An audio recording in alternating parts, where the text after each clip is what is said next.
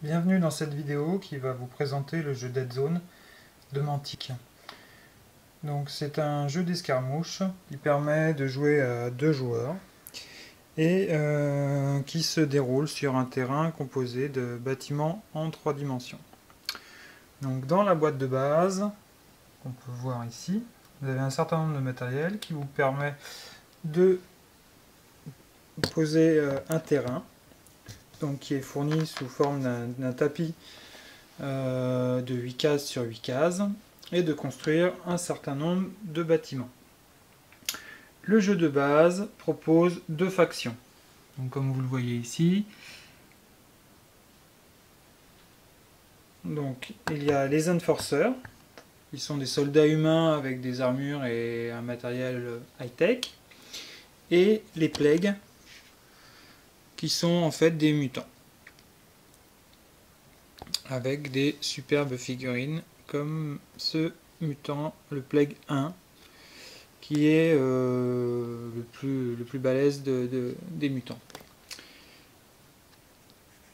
Outre ces 2 factions du jeu de base, sont actuellement sortis également les maraudeurs orques, qu'on peut voir ici, exemple d'un capitaine, et les rebelles, qui sont une race, qui sont une faction qui regroupe différentes races extraterrestres ou des rebelles contrebandiers humains, et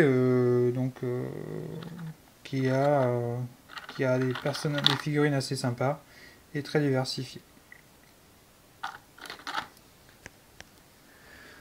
Donc, en plus de ça, dans la boîte, vous trouvez un certain nombre de jetons, donc du matériel d'assez bonne facture, donc avec des marqueurs d'activation, des marqueurs d'état d'alerte, des marqueurs d'état suppressed, j'y reviendrai plus tard, des marqueurs de blessure. Non, ça c'est un autre marqueur d'état enraged, ainsi les marqueurs de blessure. Des jetons, des items, donc des objets qu'on peut ramasser sur le champ de bataille. Et bien sûr, chaque faction a un certain nombre de cartes. Donc, chaque faction a 3 types de cartes. Des cartes de statistiques. Donc, on peut voir un exemple ici, où donc je détaillerai un petit peu plus tard, mais où sont regroupés les profils de chaque figurine. Des cartes de bataille, qui en fait vont être des cartes qu'on peut jouer pendant son tour, ou éventuellement le tour de l'adversaire. Et à chaque fois, chaque carte propose 2 options. Donc dès qu'on la joue, la carte est perdue. Donc toujours le dilemme de savoir est-ce que je joue l'option 1 ou est-ce que l'option 2 m'intéresse et je la garde pour plus tard. Donc des petits choix tactiques rigolos. Et des cartes de mission qui font un petit peu le sel du jeu, puisque ce sont des cartes de mission. Donc chaque faction a des objectifs différents. Et surtout, on tire une carte de mission secrète. Donc le but étant d'obtenir 10 points de victoire. Et la difficulté, c'est de réussir à cacher ses objectifs pour éviter de se faire contrer par l'adversaire. Donc des exemples de missions, ça peut être tuer un spécialiste, tuer un leader, capturer... Alors j'ai des problèmes de zoom. Capturer X, contrôler Y, capturer Z. Donc X, Y et Z en fait sont des marqueurs d'objectifs qui sont fournis dans le jeu, qui sont déposés aléatoirement et qui sont cachés. Donc voici X, Z et Y. Et quant au déploiement, j'y reviendrai plus tard. Donc, je disais que c'était un jeu qui se joue à 2 joueurs. Donc, chaque joueur va choisir sa faction et composer sa strike team. Donc, une strike team, en fait, c'est à vous de choisir parmi les différents profils disponibles dans la faction, choisir les figurines. Et bien sûr, chaque profil a un coût en points. Par exemple, le capitaine Enforcer qu'on voit ici, eh bien, coûte 29 points. Donc sur 70 points, voilà, c'est un gros investissement. En revanche, il est Il est fortement armé et blindé, donc difficile à tuer.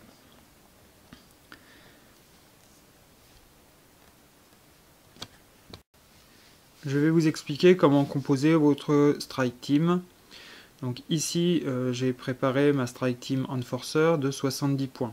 Donc chaque figurine possède une carte de statistiques sur laquelle est indiqué ses statistiques, son nom, son coût en points, son rôle, sa taille et différentes informations. Donc si je prends la carte de mon capitaine ici, eh bien il me coûte 29 points. Et c'est un chef, un leader. Il a une taille de 2, comparé à mes soldats de base troopers. Ici, vous voyez qu'ils ont une taille de 1. Donc, sur chaque carte de statistiques, on a les compétences en tir. Donc, mon capitaine touchera sur 4+. Ses compétences en combat corps à corps. Donc, il se défend et touche sur 5+. Lorsqu'une figurine subit une attaque de type tir ou combat corps à corps, eh bien, on fait un jet de défense qui utilise sa survie. Donc, il esquivera ou en tout cas évitera les dégâts sur un 3+. Si malheureusement il subit des dégâts potentiels, on utilisera sa valeur d'armure qui permettra d'absorber un certain nombre de dégâts avant de subir des blessures. Et on a sur une statistique de commandement. Donc dans mon cas de mon capitaine, sa valeur totale de commandement est égale à 6, donc 3+3. Il existe des figurines qui n'auront pas de total de commandement. Donc là c'est mon leader. S'il venait à être éliminé pendant la partie, eh bien je choisirais un autre leader ou en tout cas un autre personnage dont j'utiliserai la valeur de commandement. Et par exemple, si j'utilise ce trooper, je n'aurai plus que 2 points de commandement. Concernant les autres informations qu'on trouve sur une carte de statistiques, eh bien vous avez ce que la figurine est capable de faire lorsqu'il est en état d'alerte, Overwatch. Dans le cas du capitaine, je pourrais faire n'importe quel type d'action. Dans le cas d'un trooper, lorsque je suis en état d'alerte, je pourrais faire soit une action de déplacement ou de tir. Vous avez également ses capacités spéciales. Donc là, il y a une liste assez importante de capacités. Il faut se référer au livre de règles. Tough, par exemple, je crois que ça permet d'éliminer un dégât potentiel automatiquement. Donc ils sont d'autant plus durs à toucher. Brawler, c'est une capacité qui permet d'avoir un dé supplémentaire en combat corps à corps. Voilà. Donc chaque figurine va avoir des statistiques propres, et en dessous de ses capacités, vous trouverez son équipement. Donc le capitaine est équipé d'un fusil Dominator qui a une portée de 6 avec une force de pénétration de 1, AP1, Armure Penetration. Donc qui est utilisé pour le combat à distance, et il a également une arme de combat rapproché, range F pour fight.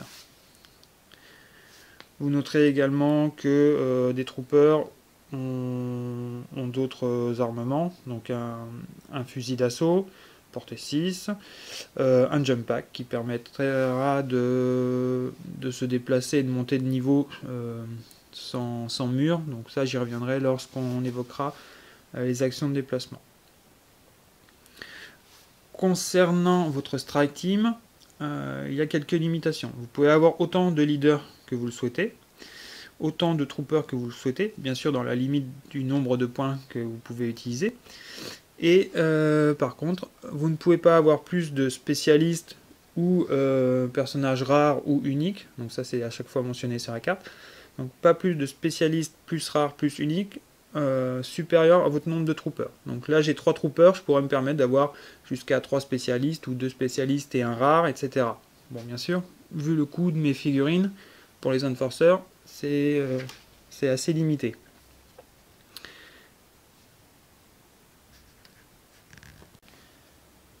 Donc concernant la faction des Plagues, j'ai constitué la Strike Team avec mon leader qui est un Stage 1. Donc c'est un mutant de première génération.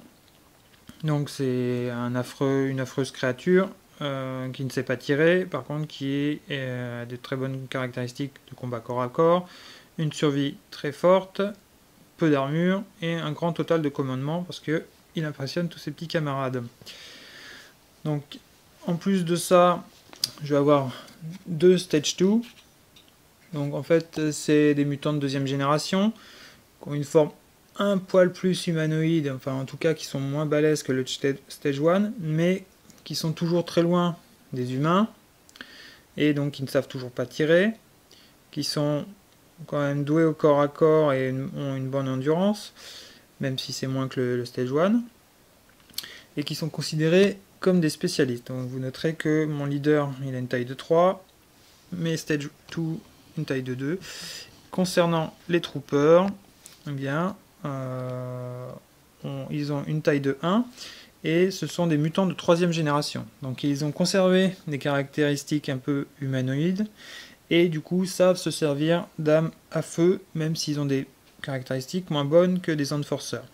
Donc j'ai pris un spécialiste avec une grosse mitrailleuse, donc qui touche sur 5+, qui sait se battre un petit peu, qui a une endurance un petit peu moyenne et pas d'armure, et des troopers de base, donc qui coûtent que 6 points. Donc vous noterez que du coup je peux avoir une strike team composée de 7 figurines, alors que mes enforcers n'étaient que 5. Donc pour terminer avec la faction Plague, en fait, bon, si vous avez bien noté, la faction ne compte que 66 points.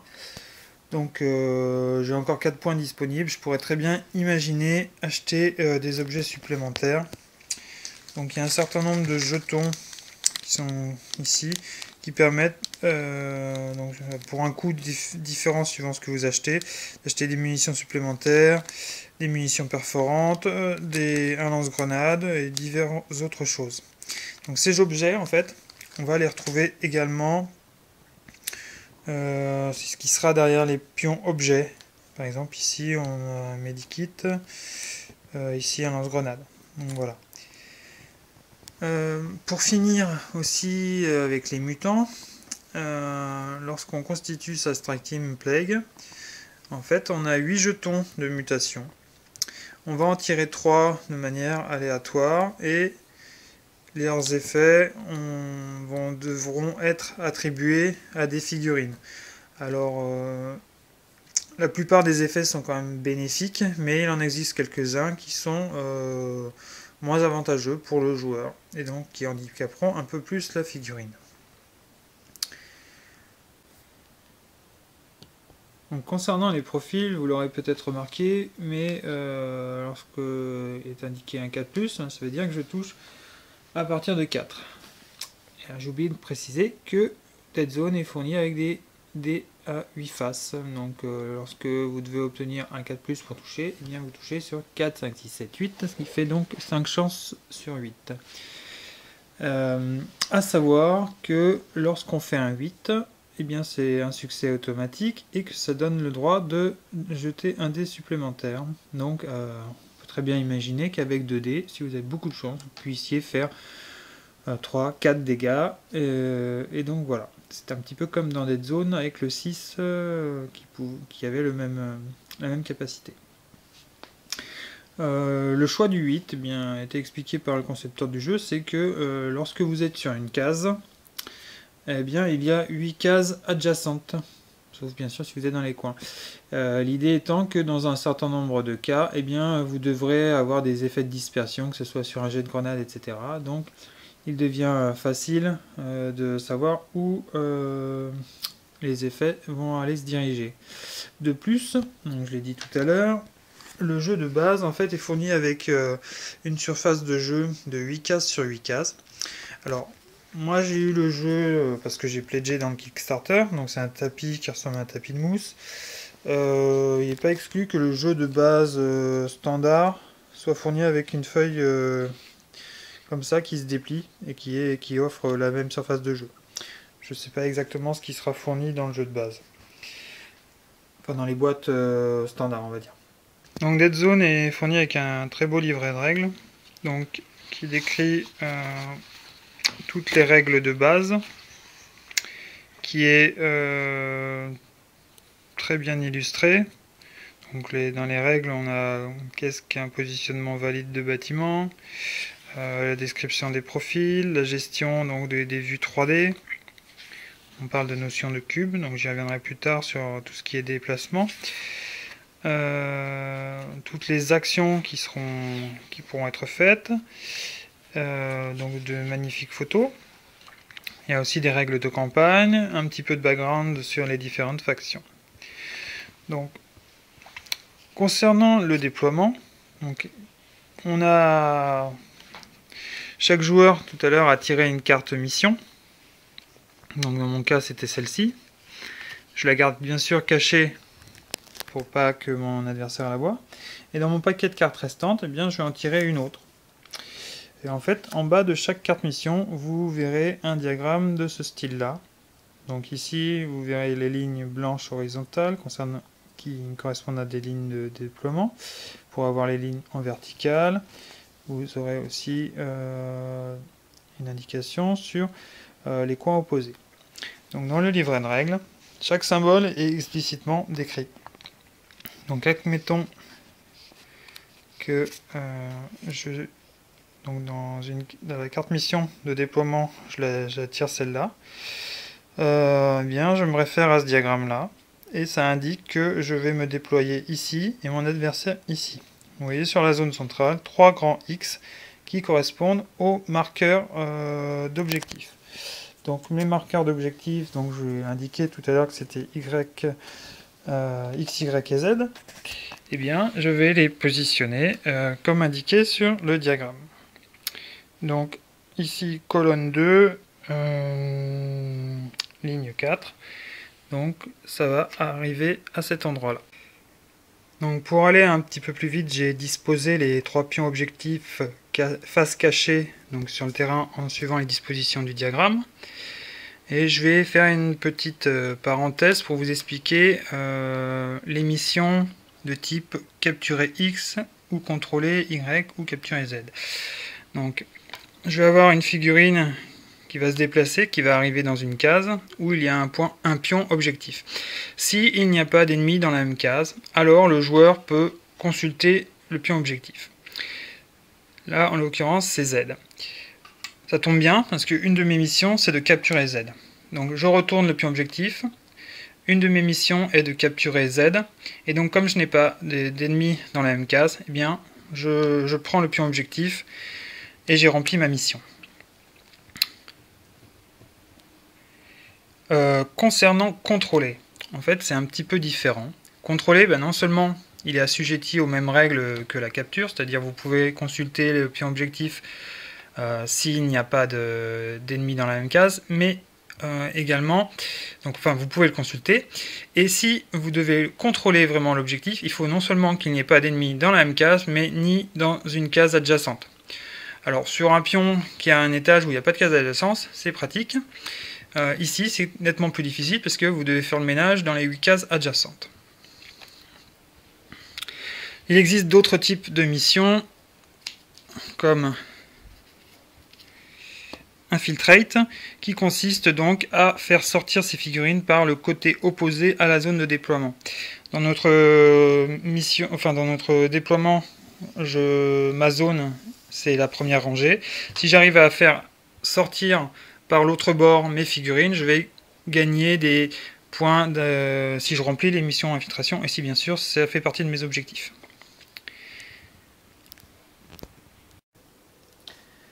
Donc pour finir de préparer le terrain, il faut disposer les pions items, donc les pions objets. Donc il y en a 16 dans le jeu et à chaque partie on va en déployer uniquement 8. Face cachée bien sûr. Donc un exemple d'item qu'on peut ramasser, ça va être une grenade fumigène, des munitions perforantes, un lance-grenade. Donc comment on va procéder? Bien, comme je suis le joueur qui a tiré la carte de déploiement, je vais en prendre 2 et les disposer en premier sur le terrain. Donc je peux les disposer n'importe où dans le No Man's Land, donc dans le milieu du terrain, hors zone de déploiement. Donc, par exemple, j'ai en disposé un ici, parce que c'est proche de chez moi, et je serai protégé par les murs, idem ici.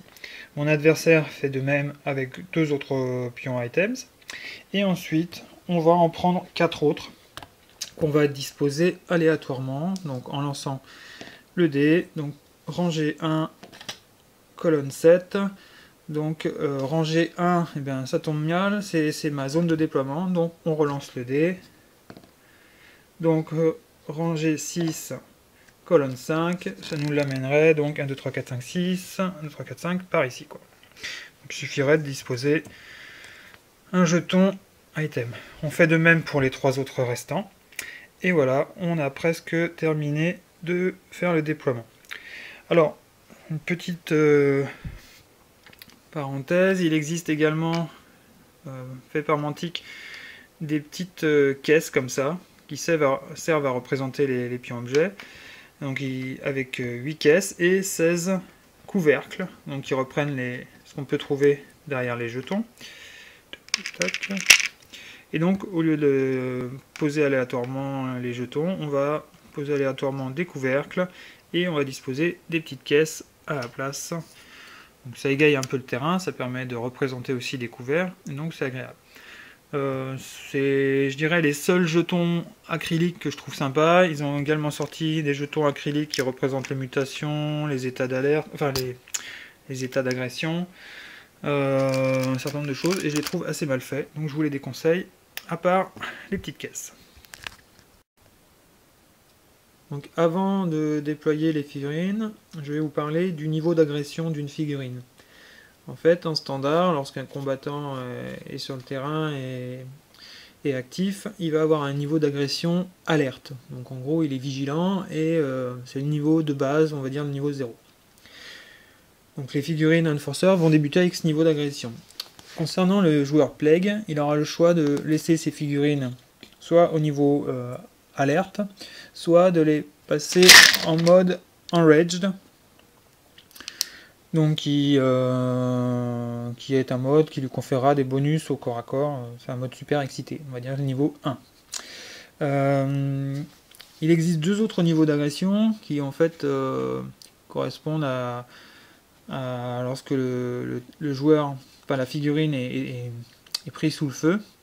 Donc il peut se retrouver cloué au sol, donc c'est l'état Pinned, et il peut passer au niveau -2, qui est l'état Suppressed, donc couché avec le petit marqueur. Donc à chaque fois, mais ça j'en reparlerai dans les actions, ben, si on est dans un état négatif, on va dire, il va falloir faire une action Get Min, donc à l'attaque, pour d'abord supprimer l'état Suppressed pour passer à l'état Pine, puis une autre action Get Min pour repasser au niveau d'alerte. Donc on a vu tout à l'heure que j'avais tiré une carte, donc ça c'est ma carte mission que je garde secrète. J'ai tiré ensuite une carte mission qui permettait de savoir comment on allait déployer nos strike teams. Maintenant, mon adversaire va tirer également une carte mission de son tas restant, et ça va indiquer friend ou faux. Donc friend, si c'était friend, il vient de tirer la carte et c'est lui qui déploie ses figurines en premier. Là c'est faux, c'est ennemi, donc c'est moi qui vais déployer mes figurines en premier. Donc pour déployer mes figurines, c'est très simple. Moi, ma zone de déploiement, c'est la première rangée. Donc je peux disposer mes figurines partout dans les cases de la première rangée. J'aurais pu, s'il y avait eu des bâtiments sur la première rangée, déployer mes figurines à un étage autre que le rez-de-chaussée. Sur les profils, certaines figurines ont la capacité scout. En fait, donc ça revient en gros à avoir une capacité d'infiltration ou de reconnaissance, on va dire. Et donc, comme je déploie mes figurines en premier, je peux garder les figurines scout en dernier. Donc le tour, ça va être, je dispose mes figurines, mon adversaire dispose ses figurines, puis dispose ses figurines scout, et enfin, moi, je vais disposer mes figurines scout. On en a quasiment terminé avec tout ce qui est déploiement et mise en place du terrain et des strike teams. Et donc, dans la prochaine vidéo, j'aborderai tout ce qui est règles de base, déroulement du tour,